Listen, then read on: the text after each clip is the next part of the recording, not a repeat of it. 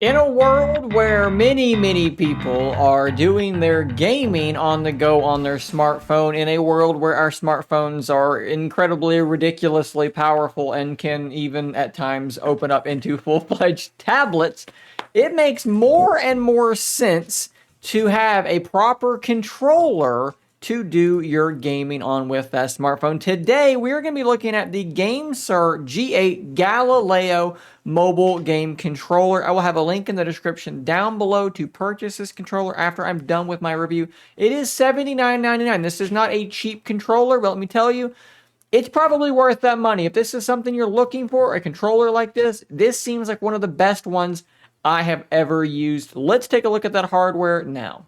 And let's start off by looking at the box because there are some interesting things on here straight away. So cloud gaming compatible, that's great. Maybe you use Xbox Game Pass or Nvidia's streaming service. It's going to work out of the box with stuff like that. Controller supported games are playable. This does use USB-C. The other controllers I've reviewed in the past have, I believe, all been Bluetooth. This is not Bluetooth. This is USB-C, but there's a cool aspect to this USB-C compatibility that I like quite a bit. It can go between 115 and 185 millimeters. It's going to fit pretty much every single phone. Durable components, share your highlights. If we go to the back side, this is a really big one. Hall effect joysticks. What does that mean? It means you're not going to have that Nintendo Switch stick drift. These things are going to stay accurate for a really long time. Again, low latency, USB-C. Membrane buttons, we'll talk about how those feel. And then Hall effect tuned triggers as well. And you have some back buttons on the back for macros and things like that. 3.5 millimeter port on the bottom, as well as a charging port on the bottom for pass-through charging. Lots of really good stuff here. When you pull this box out of the other box, we have this quote on the outside, which honestly kind of made me laugh a little bit. I'm not really sure what they're getting at there, but whatever, that's fine. Opening the thing up, we're going to recreate the unboxing experience. We have our controller and then different joysticks. You can actually swap these joysticks out, I guess, and change them to different style sticks.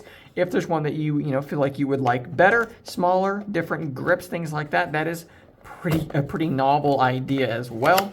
Inside here, just some instructions as well as a couple of stickers. And then we have the actual controller itself. I'll pop this out. Let's get rid of this. And I personally love the Super Nintendo styling, the appearance of this thing. It's really, really good. Take a good close look at those nice beautiful colors. The buttons have decent travel, right? Like that's pretty good. It is membrane, so it's not super clicky.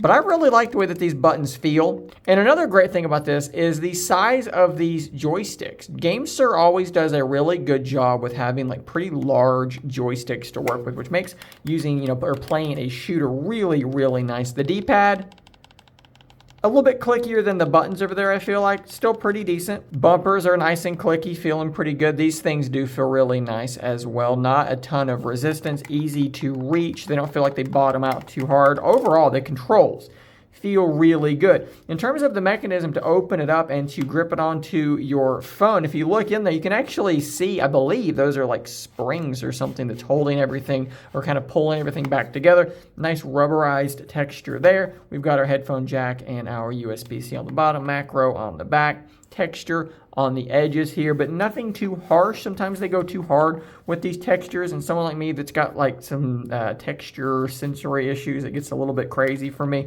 Not too bad there. And of course the triggers are textured as well. I mentioned that there was a cool thing about the USB-C port. One of the things that kind of turns me off using devices like this is the fact that you have to kind of stick your phone into this thing, and so you're kind of inherently putting pressure on the USB-C port, but that's not true here because this USB-C port can wiggle around. It can move. Can you see that? How cool is that? So when you're putting your phone, whatever phone it might be, we'll use my OnePlus Open, when you're putting this thing in there, you can have it plugged in and it still has all this room to move around. So once it's plugged in, you can just sort of pull it out, push it into place, and you are now locked in. So there's no strain on the USB-C port, and that is awesome. And as you can see, I'm already powered up and running because that's the entire process. Because it uses USB, you plug it in, and you are off and running. Now, of course, if you are using a foldable, because the USB is on this side, you're gonna have your phone kind of hanging down like this.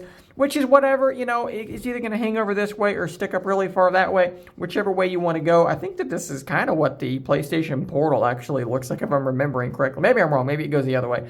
But at any rate, I'm not too bothered by this, to be honest with you guys. So let's fire up Minecraft real quick. We'll just go ahead and create a new world so that it will be daytime, and you can kind of see how this thing works. Super fast loading thanks to the power of the OnePlus Open. It's really good, guys. There's obviously not going to be any kind of like latency or anything like that. Your buttons are all working straight out of the box, like I said.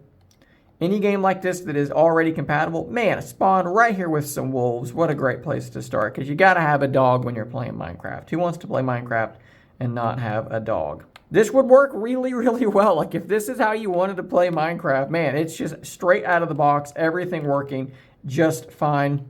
Let me show you these buttons down here. So this one down here, when you press it, is going to take a screenshot. And you can see here, it's actually like a real screenshot. So it's giving me all my options as if I took a screenshot with my normal buttons on this thing. This button over here is going to take me home, which is fine. And I think in some applications, like Xbox Game Pass, I think it's going to be your Xbox button. And this button is the aptly named M button, and it does some interesting things here. I'll pull up the instructions here so you can see this. So if you hold the M button plus L2 or R2 for 2 seconds, what you're going to get is enabling and disabling the hair trigger. So instead of having this trigger be something that, you know, actuates more and more over time, like what do they call it, a linear trigger? I forget. It's going to turn it into a hair trigger. So as soon as it starts to go, it's going to count that as a press. You've also got a turbo option by holding down the M button plus another button. Holding for 3 seconds can swap buttons around. This side button over here plus the D-pad up and down will actually change the volume on your phone, which is quite nice. And then the little 2 box button up here, I don't know what that's actually supposed to be called, plus the little 3 lines over the Xbox style buttons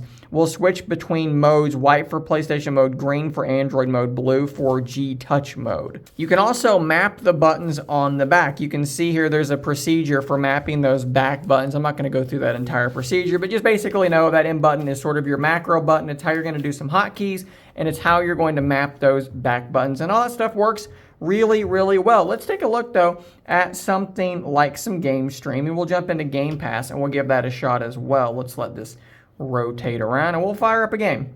Now, of course, with any game streaming platform, the latency that you experience is going to be dependent upon your connection, so forth and so on. So we're firing up Starfield because it was just the first one in my recently played, and we'll see how this works. You need sticks with a decent amount of travel to properly play a first-person shooter style game, so we'll see if these sticks hold up well enough for something like Starfield. All right, so we are in the game, and let's see how this feels. I mean, obviously, there's a little bit of latency there as I kind of get loaded in. Game Pass is bad about doing this in the beginning, and it typically will kind of settle down as I'm going. Definitely getting a lot more stuttering than I was hoping for, because this is making for a bad demo. But I don't think that the sticks are the problem. Let's go outside here. We'll pull out our gun.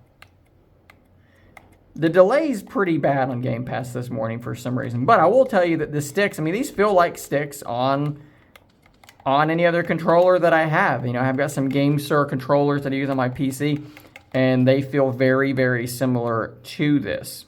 Of course, you can click them down as well. L3, R3 are both functional on this thing as well. And I kind of want to show you one more thing. This isn't really something that's about this controller. It's just something that I think is cool about like modern devices. So we can pull up our taskbar down here, and let's go ahead and grab like YouTube, and let's put it on the bottom, and we're going to expand it. And then we're going to come up here, and we're going to make sure that that's expanded too. So I've got this game streaming, and if I come down here, maybe I could have like a tutorial, like a walkthrough of the game as well. And I can be playing this game as if nothing else is going on. Maybe there's a spot I need to see in the walkthrough, and I can just go like that, and then there's the walkthrough. I could also have like a floating window, but I just think that this is really, really cool. Maybe Discord down here as well. Maybe you're like in a voice chat or talking to people. How cool is that? Like how flexible these devices are now.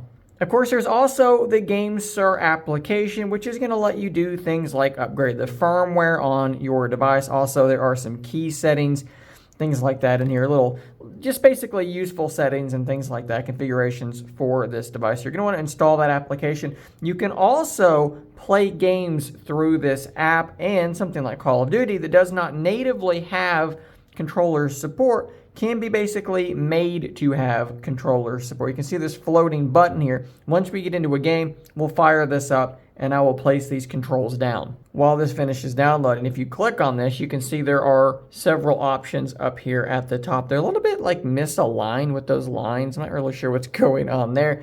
Oh, actually, it just automatically loaded a configuration for me. So it's placed these controls here. So when I use this stick, it's going to simulate that I have touched right here and drug my finger around. Same thing with the right stick up there. So it actually loaded in a configuration for me. So all I have to do is let this game finish downloading, and it should be totally playable. So let's skip ahead to that.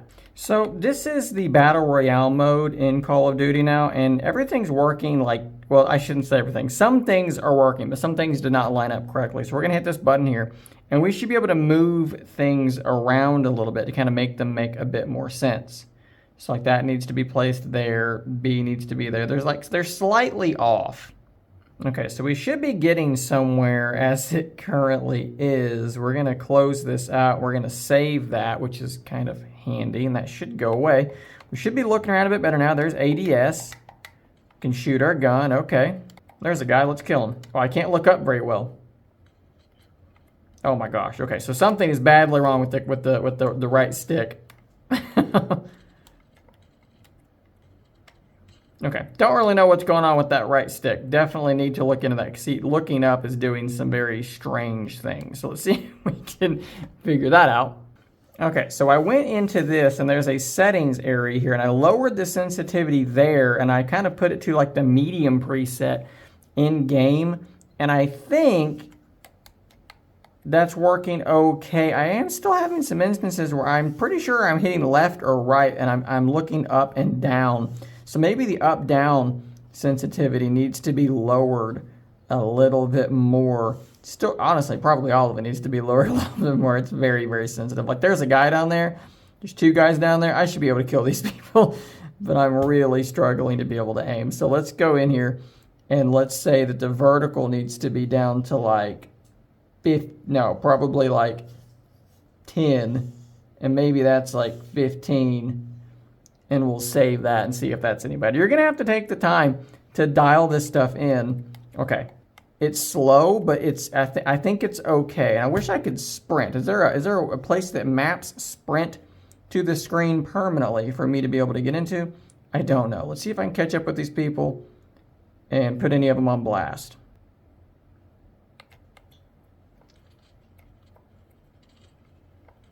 There's a knock. Okay, X should be reload instead of B.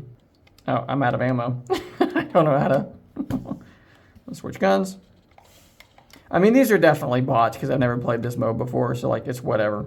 All right, you get the idea, right? It's gonna take some dialing some stuff in, but once you're done, you ought to be able to play pretty much any Android game you want to play, even if maybe ethically you're at an advantage from having to not use a touchscreen. I guess that's up to you if you should be doing this or not. But the stuff does work pretty well. The one thing I will say about it, let me go ahead and close. We'll just close everything, including you, Call of Duty. No, I don't want you up there either. Go away. You'll notice that the button is still up there. It's still hanging out, and it doesn't seem to like do anything. My overlay is still there, so like it's wanting to kind of hang for some reason. So you may end up having to go into your app info and force closing it whenever you're done playing because it just kind of wants to stay there for some strange reason. All right, what's my verdict though with the GameSir G8 Galileo mobile game controller? It is probably the best game controller that I currently have in the house. I like the fact that it's USB-C. You plug it in and you're ready to go. You don't need to pair anything up. I like that there's pass-through for charging. The controller itself feels very, very good. In fact, it feels very similar to the GameSir controller that I actually just use on my computer. Granted, I'm a mouse and keyboard guy. I very rarely bust out the controller, but when I do, I want one that feels good. This thing feels really, really good. It's not cheap. $80 is not a cheap thing, but if you're a gamer and you game on the go on your phone, this thing's going to fit most phones. Even it's going to fit the iPhone 15 now because they too have USB-C. I assume that would work just as well. Yeah, they got a picture there showing the iPhone 15 in there. So if you're, like I said, a mobile gamer and you want a really high-end controller, good shape, good size, good appearance, it's a really solid controller, guys. I really have no big complaints about it other than the fact that the software is, like always with GameSir, a little bit suspect. It's a little bit buggy, but at the end of the day, you can get it to do what you need it to do. So I'm going to call that a win even still. Guys, thanks for watching. Again, link in the description down below. Hopefully there's an Amazon affiliate link as well that will help support the channel if you do want to go that route. Thanks to GameSir for sending the Galileo out for me to review as always. No money changed hands for the production of this review, and they are seeing the video at the exact same time as you are. I'll see you on the next one, and until next time, stay nerdy, my friends.